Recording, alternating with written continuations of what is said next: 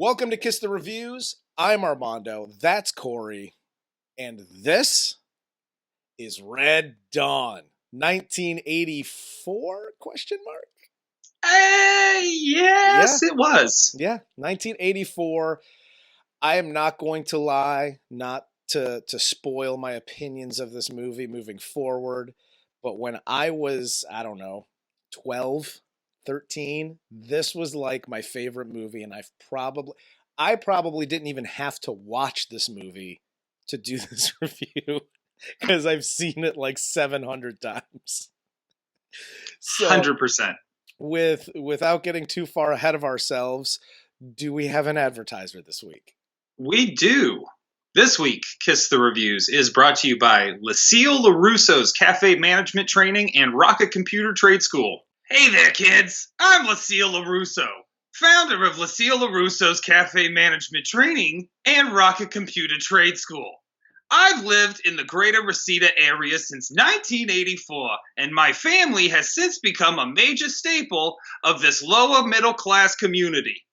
When I moved here with my son from Newark, I was slated to have an important role in rocket computer technologies. Sadly, I had no education in computers, rockets, physics, or really any of the tools necessary to perform this job.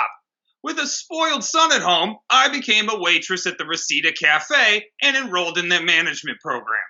After 2 short decades, I became the manager of the cafe. I reapplied for rocket computers, but still lacked the proper education.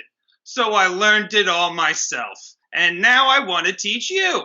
Stop in at the Reseda Cafe any day but Thursday because I have to work a double to sign up and get your jump start on your future. Lucille LaRusso's Cafe Management Training and Rocket Computer Trade School, because we can't all win the All Valley Karate Tournament. Well, it seems like Lucille has a lot on her plate now. Dude, yeah, she is running the show in Reseda. She's crushing it. I dig Reseda for life, punk. All right, let's get into Red Dawn 1984. Yes. This is the second movie in a row where they've done a remake in the 2000s that was just straight trash. Yes. So, they did to Red Dawn in 2012 what the Russian soldiers in Red Dawn here allegedly did to Leah Thompson's character. Which we'll get to. That's fair. Well, let's get into it. A couple of things right off the bat. So I really like, because I know we've made fun of movies that we've reviewed before or that we've just seen that have this long exposition, narration at the beginning. Mm-hmm. I really like the use of title cards. Oh, 100%. In this movie, it sets up the whole world that you're about to see. So this movie is set in a time and place where it was possible, believable, whatever, that this could have happened, and that's what everybody was scared of. The fact that, and I think it's an undertone, but it's there. It wasn't like Russia invaded the U.S. It was Russia was allies with Cuba. Then they influenced South America, and then they all attacked. That's believable. Yes. That's absolutely believable. But the first scenes in this movie, they're, Patrick Swayze, and I'll start by saying the cast in this movie. Oh, Patrick Swayze, C. Thomas Howell, Leah Thompson, Charlie Sheen, Jennifer Grey. Powers Booth, the late great Powers Booth. It's unbelievable how good this cast is. Yeah, no, it was fantastic, and come on, the late great Patrick Swayze. You got the Swayze in this movie. So great. And not only was it the height of the Cold War, it was the height of the Swayze in 1984. Swayze was, dude, his hair living in the woods during World War III fantastic was beautiful. Gorgeous. Flowing mane. But He's obviously out of high school, big quarterback for the high school. He's got a job now. Drops his brother and friend off, and then the paratroopers start coming in while they're in class. Dude, the teacher those boys are way off course. No shit. I love this because it's believable. I think that this movie should have been called like The Russians Take South Park, because it's in Colorado, isn't it? Dude, they could not handle Cartman. But they would respect his authority. The whole beginning scenes, from the paratroopers coming in, the teacher going out. What's my friend?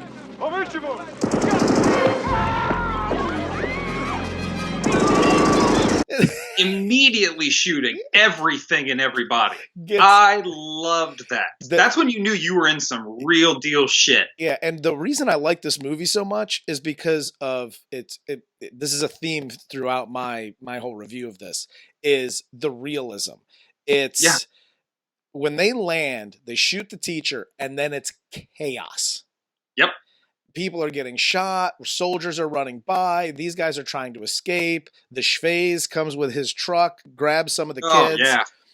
And then they take off. Great escapes. You got kids jumping in the truck bed. Yep. Like, wait for me.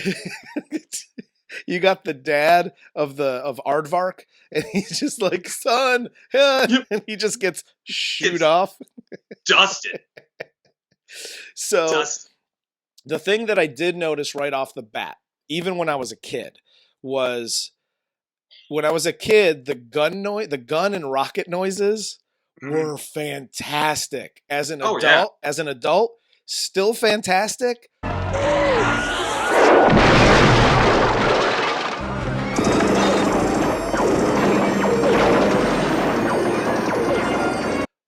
But unrealistic. Yeah, very much. But it adds to like the flavor of the movie. It's wonderful. Everything's got a little whistle to it. Yeah. I love it. It's so fantastic. What I really like though about the realism of the movie is, and the remake didn't have this. In the original movie, they basically take this group of scared high school kids, and you got Patrick Swayze, who's the older, more mature, let's do it my way kind of guy. They go into the mountains, so they escape. The Russians they're high school kids. They're just unaccounted for. That's all they know. They could be dead. They could have, escaped and went to another state, whatever. And it's not like they didn't try and kill him. If it wasn't for an American counter response, yes, they were dusted because they were firing mortars and all sorts of shit at them. Exactly. So when they were initially trying to get away. Yeah, but they escape into the mountains in Colorado. They are, and at the beginning, they're just trying to survive. They don't, and it's real to all the interactions between all of them are super. Those are conversations that you would have with a bunch of 15 to 20-year-olds in the woods if, a country invaded the United States. So, except for, can I say one thing? Sure. About that in my now mature age? I don't care if you're 16, 20, whatever. If we have just gotten away and you announce yourself as the student body president and therefore the leader of this apocalyptic Peanuts gang, and your first call to action is to surrender, bro, no offense, I'm putting you down. Hey, you are not, way too much about where I am already. You are gonna be, even if we get caught, even if you don't go Benedict Arnold on me, if we get caught, you will immediately give us all up. Yep. Well, here's the other thing too. I mean, Patrick Swayze says it right off the bat. Well, take your shit and get on. Dude, Daryl's a punk bitch, and so's his daddy, who's the mayor. Yeah. And again, it goes back to everything in this. Like, I am bought into every character. I am, whether I love them or hate them, I have some sort of feeling about every character in this movie. Yes, 100%. It's written well, it's shot well, it's acted well. Like, all the emotions you should have when you go to see a movie, this has. Yes. but they go from this scared group of high school kids that just want to survive, and it turns them into like hardened guerrilla soldiers. Yes. And it does so in a really subtle way because they are, just trying to survive. It flashes forward, and they do a really great time of designating the passage of time in this movie. Right. But it's right after the Russian soldiers are sightseeing, to where it goes from they're just trying to survive to now, and that whole scene has emotion. Patrick Swayze has the gun to the one dude's head. Yep. And you could see his emotion on having to actually kill somebody for the first time. In cold blood. It's you have him. It's not self-defense anymore. Yeah. You got him. Exactly. So that is like the turning point, because after that is when they're like, all right, we're stealing all these weapons. We're going to attack these bastards. They find their dad in the re-education camp. And, they're like, okay, this is what we're going to do. You can see it even from one of my favorite parts in the subtlety of their progression is when they're first holding their weapons. Yeah. And like, for example, when they first get caught by the Russians, in that canyon or whatever, they're still trying to hide. It's not an ambush. Yeah. It's just bad timing, wrong place, wrong time. And it's because like, they slayed that demon. They're not really afraid of them anymore. Yeah. Like, oh shit, those guys were all afraid too. And, we beat them. Those are trained soldiers. We beat them. Now we can move on. But after that scene, the way they're holding their weapons, the way they're firing their weapons, totally different. Yep. From how even like the hunting scene, when Danny shoots the deer and they make him drink the blood. Which, by the way, kids, no matter what anybody says, do not drink wild animal blood. Ever. Well, ever. That's a public safety announcement. I took a note because that's when it flash forwards to October. They make C. Thomas Howell drink the deer blood in the spirit of the deer. Yes. And I think, and that starts C. Thomas Howell's character arc, because again, he's a scared teenager. He has one of the better character arcs in the movie. Fantastic. He's so immature and just his arc is brilliant. One of my favorite characters in the movie from the time I was a kid until now. And I think the deer blood makes him crazy. So your public service announcement goes far, because he goes from like the scared kid, and he's crying constantly at the beginning of the movie, which, again, fair. But he goes from this scared kid to this soulless, like, killing machine. Yep. He just nothing left to lose. He doesn't give a fuck anymore. I think he might have a parasite. I'm not sure, but something propels him, and it's the deer blood, him killing the deer and the deer blood. It changes him moving forward. The sequel to Red Dawn is 28 days later, because Danny wakes up after drinking the deer blood and he's full of rage and just starts biting motherfuckers everywhere. He's patient zero. That's right. Figure it out. This also coincidentally is when Charlie Sheen, I believe, started drinking tiger blood or whatever the fuck he does, because the way he gets Danny to drink that blood is, you gotta drink if it's your first. His blood is yours. My dad said that once you do that, there's going to be something different about you. Always. Brother, that is some ayahuasca-ass talking shit. What are you doing? The other thing, the action, because, at the end of the day, I've heard and seen people review this movie or talk about this movie, and it's a propaganda movie from the 80s. Listen, this is an action movie. And I guess you could say all action movies are propaganda movies, because there's always a bad guy, and it's never an American. It's always like a Russian or a Cuban or whatever. Hey, man, back when the 80s were simple.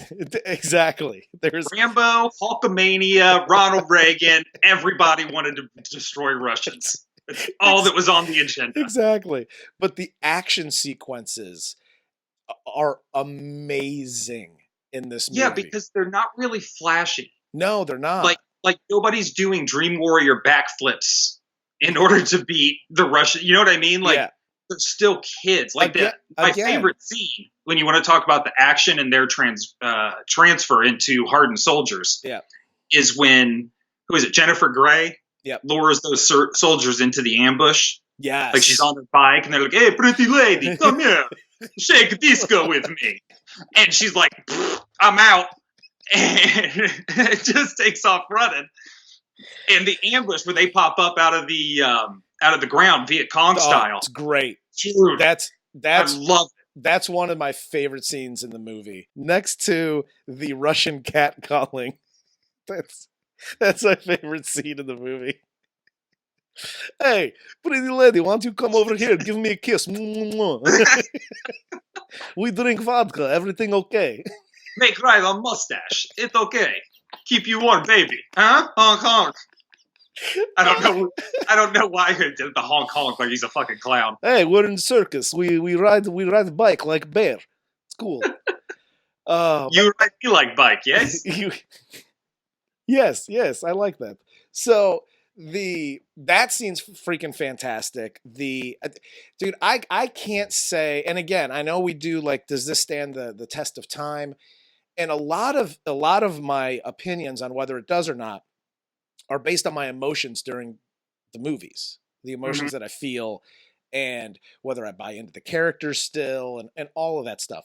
This movie, by far, out of all the older movies that we've done, stands the test of time more than anything. I mean, 100%. From the beginning, and they go through, they become the guerrilla warriors. They find the Air Force pilot paid by Powers Booth, the late great. He gets shot down, and what I really loved about that, when I was younger, I didn't really like after he joined the crew, but as an adult and watching this movie progress and watching the kids progress, when he gets there and he's like teaching them, they're about to attack one of the re-education camps and free all the people. And he's like, we're going to lay some grazing fire here, and you're going to be here, and we're going to run a flank and a double A. And he pauses and he questions, What's a flank? A defilé? Yeah, what's grazing fire? I need a drink. Right at 'em? they're still, they're not soldiers. They don't understand. They're still kids. Yeah, it's not like SEAL Team 6. Exactly. You know what I mean? Like they're super calculated and, Yeah. Like half the time they get an AK and like, oh shit. Well, and it's to put it in the Patrick Swayze's the quarterback of the football team, he's drawn plays in the dirt. Like that's how they're doing this. So that was awesome. I love that scene, and I just really like how they use human emotion throughout the entire movie.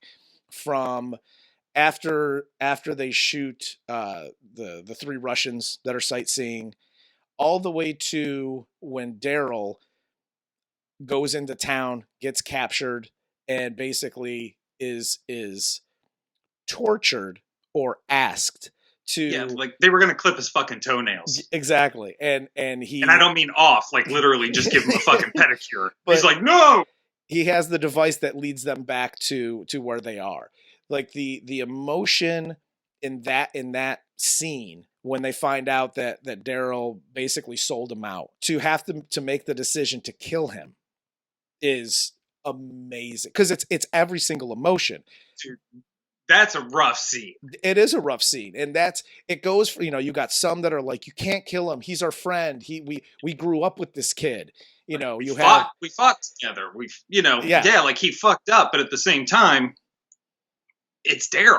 Yeah. But that's why I rewind all the way back and go, of course he's fucking Daryl. He was Daryl when he told you he wanted to surrender. He was a bitch ass since the beginning of this movie. Before the snow fell. I understand you want to, like, yo, man, I'm cold as shit. You're in the Rocky Mountains. I get it. I want to surrender and get next to a fire. And you could talk somebody out of that shit. That's cool. It's like, we just got away. Yo, man, we should go back and surrender, dog. I'm going to learn how to speak Russian and do a Russian national anthem. I am Comrade Buddy Homeboy. Hello. But yeah, Daryl, his dad, they're just that. It's a whole family of punk bitches. That's the whole. It's the whole family right there. Letting the fucking Cuban colonel and the Russian general ride around in his pink Cadillac. And by the way, you know a dude who's driving around in a pink Cadillac, that some bitch is going to turn on you. Yeah. That is a public service announcement. Absolutely. Powers Booth dies along with Aardvark when they get to basically the battleground. This is where the true battle is being fought.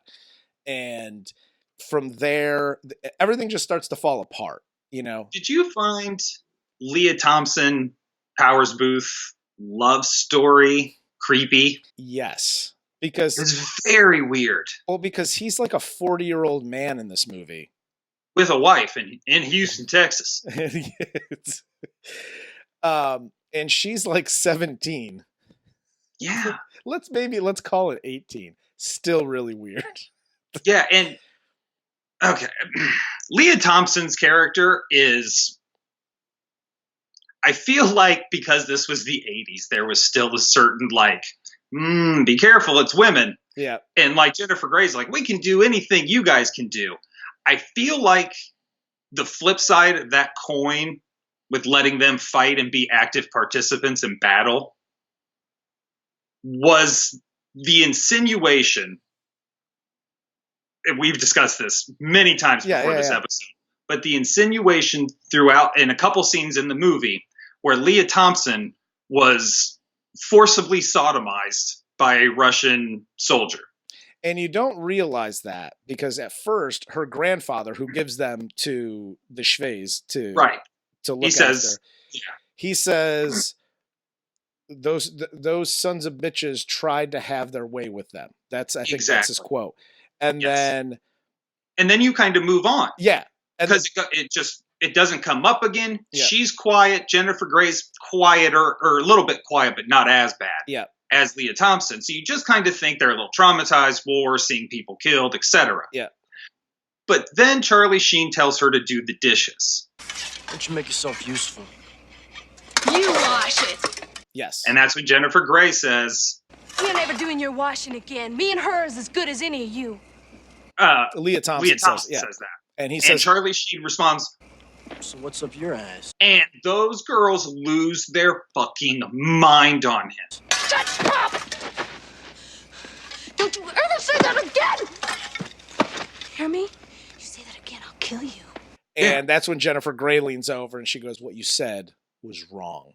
Yeah. And I was like, oh, she apparently, okay. Yeah. Okay, let's. But then again, after that, it's never brought up again. No, she just starts to come out of her shell when she falls in love with a father figure, being Powers Booth. Yes. Like reverse Oedipus complex. Yeah. Exactly. But like that, in all honesty, is my one major point of contention in this movie. Is it didn't have to be there? Why was that necessary? Yeah. Yeah. Why was that necessary? You could say they tried to have their way with her and move on. She's just a traumatized girl. She doesn't have to be fucking butt raped. Yeah, exactly. And, I mean, I know it's silly, butt raped. No, but no, like, I mean, for Christ's sake, that's just, and for it to never come back. Yeah. She doesn't even get like that I spit on your grave moment where she gets to torture the guy that did it. Yeah. It just never comes up again. She's just fucking Newt from Aliens, basically through the whole movie until Powers Booth shows up. Yeah. And then as soon as he dies, she's a crying mess again. Yeah. She just goes away. Yep. Whereas Jennifer Grey's character is kind of a badass throughout the movie. She's wielding some heavy machinery in that movie, dude. Yep. And honestly, what I really, because I liked all the characters, outside of Daryl and his dad. But all of the characters, they all brought something. Danny was kind of a whiny bitch, but throughout the whole movie, like I was sucked in. You're brought to that time period. Yes. It just, everything about it was great, even up to, and even though I don't agree with motives and like, yeah, we'll have you two go to the free zone and we'll stay back and we'll try to take back our town again. and Charlie Sheen and Patrick Swayze end up, dying in a blaze of glory. On a fucking bench together. Yeah, well, and it's callback. It's the dad earlier when they go see their dad and he's at the re-education camp talks about when he used to take him to the swing sets and yada yada. Yeah. And it's them basically bleeding out together on the bench at the swing set where his dad used to take them. Yeah. Just that whole thing, it's amazing. I love the whole damn movie. The Cuban colonel also deserves a good shout out. He's one of the few, actually he's the only one in this whole movie who's on the bad guy's side. It's just like, this isn't war. Like, these are civilians. This isn't what we're here to do is re-educate and just murder civilians. Yeah. Fucking big deal. That's what Cuba did. Yeah. Exactly. So I liked his character arc, especially when he runs into Patrick Swayze and he's just like, just fucking go. Well, like, I'm done. Yeah, like he's carrying his brother. He knows they're both basically dying at that point. And he knows they're brothers. Yep. Because they know their identity because of fucking Daryl. Goddamn Daryl. Curly-haired some bitch. I'm a curly-haired fuck. Yeah. You better not go to sleep. That's right. But yeah, like that, just the whole movie for me, top to bottom, beginning to end, there wasn't a time where I could walk away and go, yeah, I could miss a couple of minutes of this movie. I was tied in the whole movie. Yeah, I still seem to find something new every time. Yep. Which is refreshing. I like that. But it's one of those movies where it's good to have on in the background if you're doing something. Yep. It's good to have on if you're just bored as shit and want to watch a movie. There is no wrong time. It's great. Yeah. And as long as you can remember, like if you're going to go back and actually watch this for the first time, if you can remember that a Russian invasion or a war with Russia, World War III, was a very real threat and a very real thing right up until about what, like 88, 89? Yeah. That's just kind of when it was like, that's over. Yeah. We win. So if you can keep that in mind, because if by today's standards, it seems ridiculous. And honestly, not that ridiculous. And again, going back to the title cards to start the movie, it kind of sets the table for the whole thing. So, right. So it puts you in that time period. And that's why I liked the title card, because the title cards were simple. They could have done a narration. They could have done something like that. I think it would have taken away from it. But the title cards kind of brought you like, this is where the world is at right now in 1984, or, whatever time it is. It was a military briefing. That basically there was no fat. Just here's the need to know. Yep. Ooh, look at those parachutes. Yeah. So for our viewers, does it stand the test of time? Oh, 100%. Like I said, the Leah Thompson thing, completely unnecessary. And I think I've gotten to the point, and I mean, I don't know, it should have been brought up in our tropes conversation. Yeah. I am so fucking just tired of anything that involves rape in a movie for that shock value, just for that shock value. I just turn it the fuck off. Yeah. I'm done. So going back, and if you can connect the dots, or if you're paying enough attention to connect the dots, that's completely unnecessary. Does it stand the test of time? Fuck yeah, it does. I love this movie. Awesome, bro. I love this movie. Awesome. Shockingly, IMDb 6.4 out of 10. No kidding. That is astounding to me. To me, this is easily an 8 or a 9. Absolutely. Love this movie. I'll split the difference and give it an 8.5. Yep. I want to know who the sick fuck was. Who was giving in the studio? Who put in the rape? Because that's why it got put down to 6.4. Well, the studio note that included the rape, Harvey Weinstein, was why that happened. I think was John Milius that wrote and directed it, or at least he was partly the writer. It's the same guy that wrote Apocalypse Now, I think. So it's the whole, at least it wasn't a graphic scene. It was No, it was. it You was have too, to really connect the dots. it was two blurbs. And if my only argument and my only like, I didn't like that, was two blurbs, probably a combined total of 10 seconds out of the movie, 100% agree with you. I'm good with that. Yeah. Like I said, it's still an 8 or a 9 for me. Yeah. Just that one thing that it's just completely unnecessary. Yeah. Does it throw me off? No. It's just like, ooh. Like that first time you connected it, Yeah. you just go, ooh. And it's in your head every time you watch it afterwards. Yep. More Absolutely. so for that is why I'm pissed. But yeah, 8 I or a hear 9, man. I'm in it. Sweet. Love this movie. Do you have anything else for the movie? Fuck communism. What?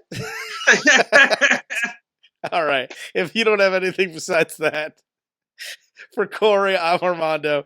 This was Kiss the Reviews, and this was 1984's Red M&F and Dawn. I am a real American. We'll Fight see for you the guys rights later. of every man. We'll see you later.